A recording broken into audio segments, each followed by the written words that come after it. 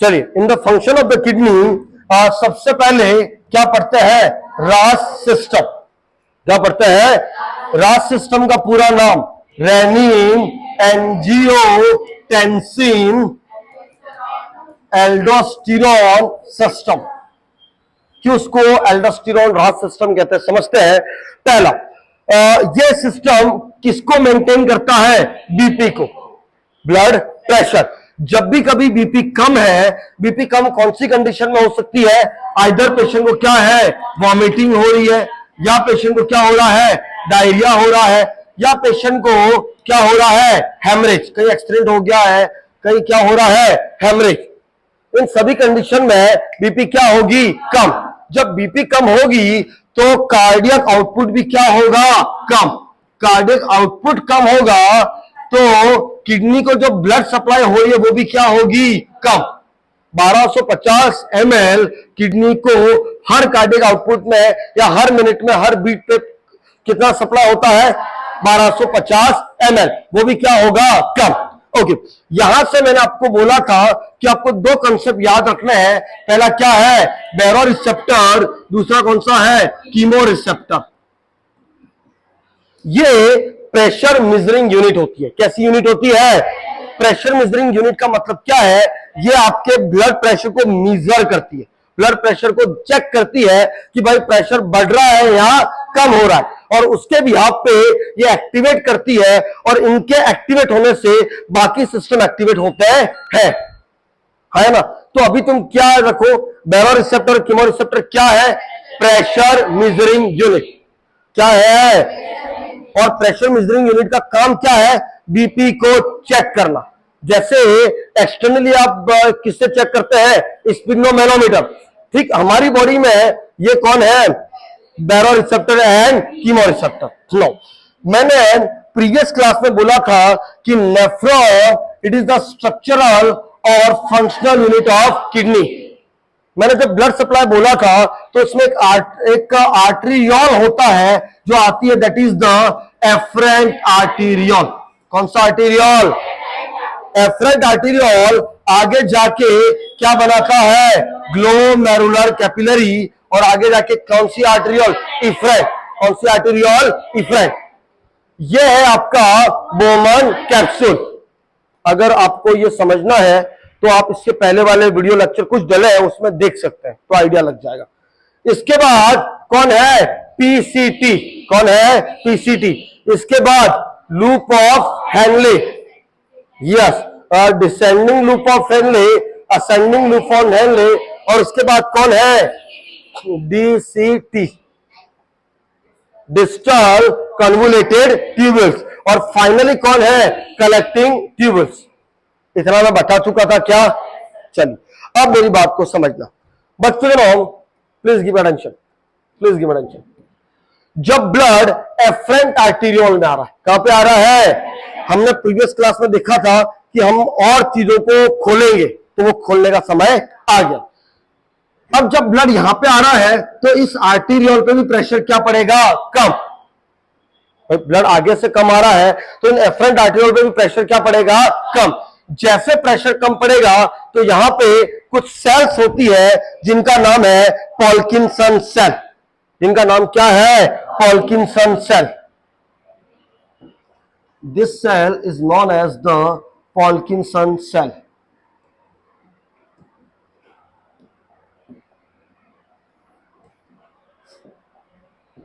Purkinson cell.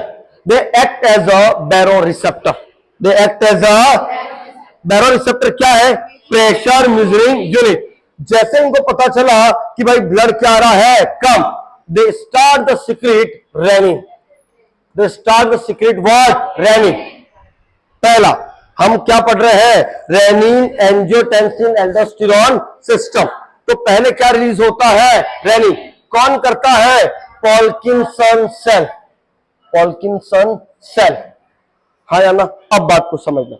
जब blood यहां पे कम आ रहा है तो फिल्ट्रेशन भी क्या होगा? कम। फिल्ट्रेशन भी क्या होगा? कम। फिर यहां से मैंने बताया था कि यहां पे क्या होता है? रीअब्जॉर्प्शन। क्या होता है? Reabsorption of sodium. Reabsorption of sodium. जब सोडियम का रीअब्जॉर्प्शन हो रहा है तो कुछ सोडियम तो यहां से निकल गए, कुछ सोडियम यहां से निकल गए, लेकिन यहां से जो सोडियम रीअब्जॉर्ब होने थे वो इतने नहीं होते, बचेंगे नहीं। भाई आप ऐसे समझो कि मैं आपको पहले स्पीड से बॉल फेंकूं और फिर स्लो से बॉल फेंकूं, आप किसमें पकड़ लोगे? क्यों स्लो में कैच कर लोगे? क्योंकि उसमें आपका आराम से अटेंशन बैठ जाएगा। स्पीड से जितना आ रहा है यहां पे रीअब्जॉर्ब होगा धीरे धीरे। जब सोडियम कम है तो अच्छे से रीअब्जॉर्ब हो जाएगा। भाई मैं एक साथ 10 बॉल फेंकूं और मैं एक फेंकू, आप किसमें कैच कर लोगे? एक। भाई यहां पे 10 सोडियम आ रहे हैं और एक करके आ रहा है, किसमें ज्यादा रीअब्जॉर्ब होगा? एक करके। Am I right wrong? तो जब सोडियम कम है तो ज्यादा रीअब्जॉर्ब होगा, अरे हाय ना, तो इसने ज्यादा रीअब्जॉर्ब कर लिया, इसने कर लिया, डीसीटी के लिए सोडियम बचेंगे ही नहीं या कम बचेंगे। सोडियम क्या बचेंगे? कम। बात को समझना, जैसे सोडियम कम बचे तो यहां पे एक और सेल होती है this known as the macula densa, black colour की होती है macula densa. They act as a chemoreceptor, they act as a, इन्होंने देखा कि भाई मेरे पास सोडियम क्या आ रहे हैं? कम। मेरे पास सोडियम क्या आ रहे हैं? कम। जैसे सोडियम कम आए they start the release of, please give me attention, they start the release of prostaglandin and nitrous oxide. क्या रिलीज करते हैं? Prostaglandin and nitrous oxide. ये प्रोस्टाग्लैंडिन और नाइट्रस ऑक्साइड इसको जाके ट्रिगर करेंगे कौन सी सेल को? Parkinson cell. और ये क्या रिलीज कराएंगे? रेनिन। क्या रिलीज कराएंगे? रेनिन। आ रहा है क्या? तो ये तो क्या है? बैरोरिसेप्टर, ये क्या है? कीमोरिसेप्टर। इन दोनों को सेल को मिलके बोलते हैं जेजी अपरेटस। इन दोनों को मिलके कौन सा अपरेटस बोलते हैं? जेजी। जेजी का पूरा नाम जक्स्ट्रा ग्लोमेरुलरी अपरेटस, जक्स्ट्रा ग्लोमेरुलरी अपरेटस। इन दोनों सेल को क्या बोलते हैं? जेजी अपरेटस। आ रहा है नहीं आ रहा है? कितनी कंडीशन बताई? 2। पहली कौन सी सेल? Parkinson cell. दूसरी कौन सी सेल? Macula densa. क्लियर है क्या? नो मत सुनो, मैं आगे जाता हूं और लुक वापस मैं कार्डियक में आता हूं। मैंने बोला कि जब हाइपोवोलेमिया है, जब बीपी कम है तो कार्डियक आउटपुट भी क्या होगा? कम। क्यों कम होगा कार्डियक आउटपुट? क्योंकि वॉल्यूम ही नहीं है तो फेंकेगा भी क्या? फेंकेगा भी कम। Look this is your aorta, this is your aorta. Aorta के वहां पे carotid sinus, in the ascending aorta that is your carotid sinus. जब बीपी कम है तो यहां पे प्रेशर क्या पड़ेगा? कम। यहां पे भी प्रेशर क्या पड़ेगा? कम। तो यहां पे in the arch of aorta, in the ascending aorta भी बैरोरिसेप्टर एंड कीमोरिसेप्टर होते हैं जो कि प्रेशर को क्या कर रहे हैं? मेजर। भाई लेफ्ट वेंट्रिकल ने कम पंप किया तो एरोटा में भी प्रेशर क्या हुआ? कम। उन्होंने देखा कि ब्लड का प्रेशर क्या है? कम। तो यहां पे कौन से रिसेप्टर है? Baroreceptor and chemoreceptor. इन्होंने देखा कि वॉल्यूम क्या है? कम, तो बीपी भी क्या हो रही है? कम। तो इन्होंने मैसेज भेजा, it send to the message via sympathetic nervous system. Sympathetic nervous system किसको मैसेज भेजा? ब्रेन को। और ब्रेन को भी किसको? मेडुलम ऑब्लोंगेटा को। किसको भेजा? मेडुलम ऑब्लोंगेटा को। मेडुलम ऑब्लोंगेटा ने वापस सिंपैथेटिक फ्लो किया, मतलब बीपी कम है तो बीपी को क्या करना है? बढ़ाना है। तो कौन सा आउटफ्लो किया? Sympathetic outflow. सिंपैथेटिक सिस्टम आपके बीपी को बढ़ाता है। सिंपैथेटिक आउटफ्लो किया और प्लीज गिव मी अटेंशन, और इंपल्सेस भेजे कौन से अपरेटस को? जेजी अपरेटस। क्या है जेजी अपरेटस? Juxta glomerular apparatus. जैसे जेजी के वहां पे इंपल्सेस भेजे, वहां पे एक रिसेप्टर होता है बीटा 1 रिसेप्टर। कौन सा रिसेप्टर? बीटा 1 रिसेप्टर को एक्टिवेट करता है और ये बीटा 1 रिसेप्टर किसको सीक्रेट करवाता है? रेनिन को। किसको करवाता है? रेनिन को। याद है बीटा ब्लॉकर देते हैं तो बीपी कम होती है, ये कंसेप्ट है। नाउ क्या ये तीनों कहानी समझ में आई? क्या आई? चलिए, अल्टीमेटली सीक्रेट क्या हो रहा है? रेनिन। अल्टीमेटली सीक्रेट क्या हो रहा है? रेनिन। नाउ अब इस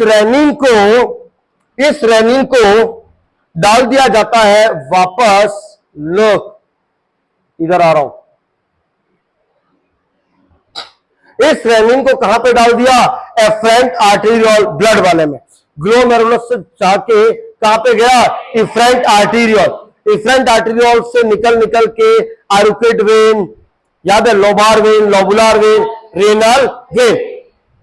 रेनल वेन में डालने के बाद ब्लड को भेजा जाता है लीवर में। कहां पे भेजा जाता है?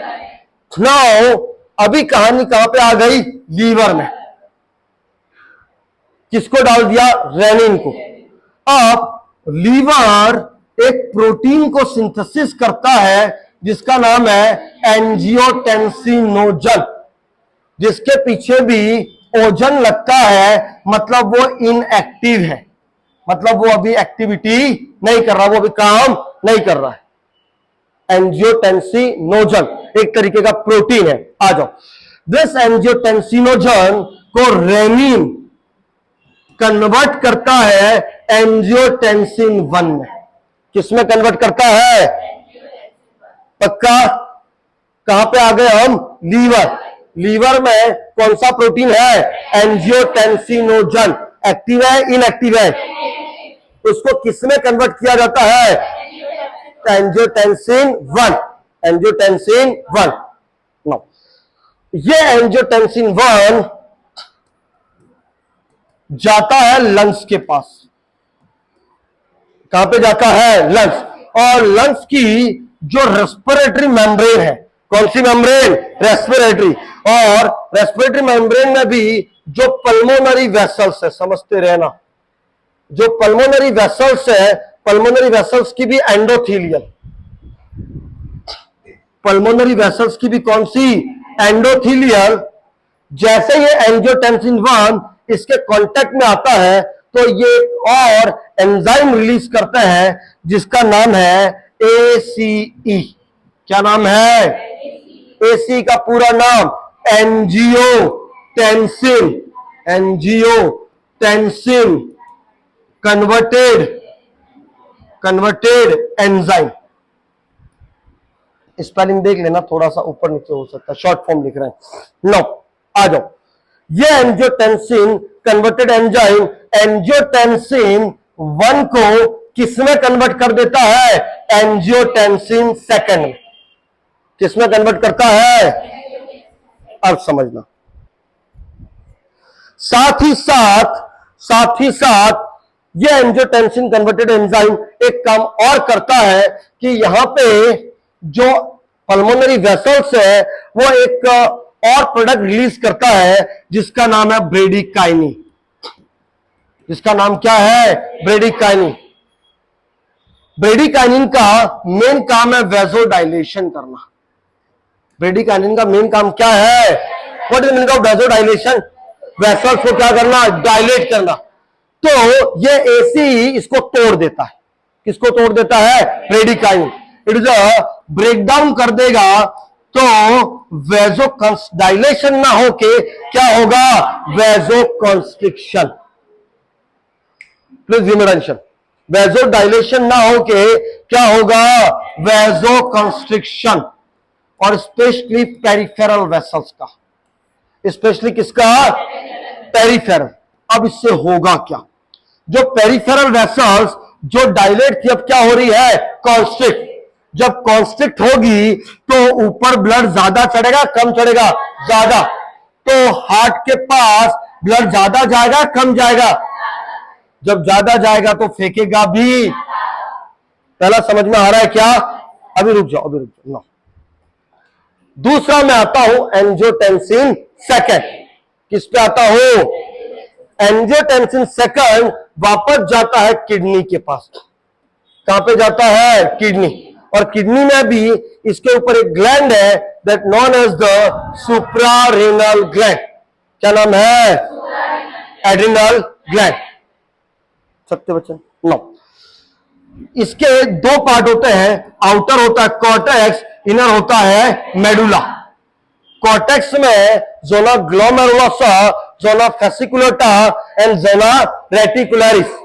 जिसमें जोना ग्लोमेरुलोसा होता है वो एक हार्मोन रिलीज करता है जिसका नाम है एल्डोस्टेरोन। क्या नाम है? जैसे एंजियोटेंसिन रिलीज होगा वो किसको रिलीज कराएगा? एल्डोस्टेरोन। किसको रिलीज कराएगा? ये एल्डोस्टेरोन कल मैंने बोला था ये डीसीटी के वहां पे जाके काम करता है। DCT is a hormonal site, है ना? तो एल्डोस्टेरोन कहां पे जाता है? डीसीटी के वहां। तो और डीसीटी के वहां पे जाके किसका रीअब्सॉर्ब कराता है? Sodium and water. क्योंकि तू जहां जहां मुझको पुकारे मैं दौड़ी आऊं नदिया किनारे। सोडियम के साथ हमेशा कौन आएगा? वाटर। कौन आएगा? वाटर। तो अब देखो किसका रीअब्सॉर्प्शन चालू हुआ? सोडियम। और उसके साथ साथ कौन आ रहा है? वाटर। जब वाटर का रीअब्सॉर्प्शन होगा तो बॉडी के अंदर वॉल्यूम बढ़ेगा। जब वॉल्यूम बढ़ेगा तो कार्डियक आउटपुट भी बढ़ेगा। लेकिन इसके साथ साथ प्लीज गिव मी अटेंशन, इसके साथ साथ ये एल्डोस्टेरोन मेनली तुम्हें याद होगा सीटी कलेक्टिंग ट्यूब्यूल्स, वहां पे दो सेल थी, P cell and I cell. P cell that is the principal cell, I cell for the interstitial cell या इंटरकनेक्टेड सेल। जो कि प्रिंसिपल सेल का मेन काम क्या था? सोडियम एंड वाटर का रीअब्सॉर्प्शन। तो यहां पे काम करेगी, साथ में कहां पे काम करेगी? P cell. और किसका रीअब्सॉर्ब कराएगी? Sodium and water. तो क्या बॉडी के अंदर वाटर का लेवल बढ़ेगा, कम होगा? बढ़ेगा। अब मेरी बात को समझना, जब सोडियम का रीअब्सॉर्प्शन होना चालू हो जाएगा, किसका रीअब्सॉर्प्शन? सोडियम का। इधर से वापस समझते हैं, जब सोडियम का रीअब्सॉर्प्शन यहां से चालू हो जाएगा तो बात को समझना, ये सेल अब वापस क्या हो जाएगी? इनएक्टिव। जो कि वापस प्रोस्टाग्लैंडिन और नाइट्रस ऑक्साइड का रिलीज बंद। जब ये बंद कर देगी तो यहां से रेनिन का सिक्रीशन कम। अरे हाँ या ना? दूसरी चीज, जब कार्डियक आउटपुट बढ़ा, क्या बढ़ा? तो हार्ट में जो बैरो रिसेप्टर थे, जो कीमो रिसेप्टर थे, जो प्रेशर मेजरिंग यूनिट थे, उनको भी पता चल जाएगा कि वॉल्यूम आ गया। तो ये भी वापस मैसेज किसको नहीं भेजेंगे? जेजी ऑपरेटर। और वो भी रेनिन का सिक्रीशन कम। जब कार्डियक आउटपुट कम तो ये वाली पार्किंसन सेल को भी पता चल जाएगा कि अब ब्लड सप्लाई होने लग गई है, तो ये भी रेनिन का सिक्रीशन क्या कर देंगे? बंद। और इस तरीके से आपका जो हाइपोवोलेमिया था या जिसमें बीपी कम थी, उससे बीपी को बढ़ा दिया जाता है। This is somehow we call RAS system, renin, angiotensin, aldosterone system. Let's discuss some offline also, है ना? चलिए।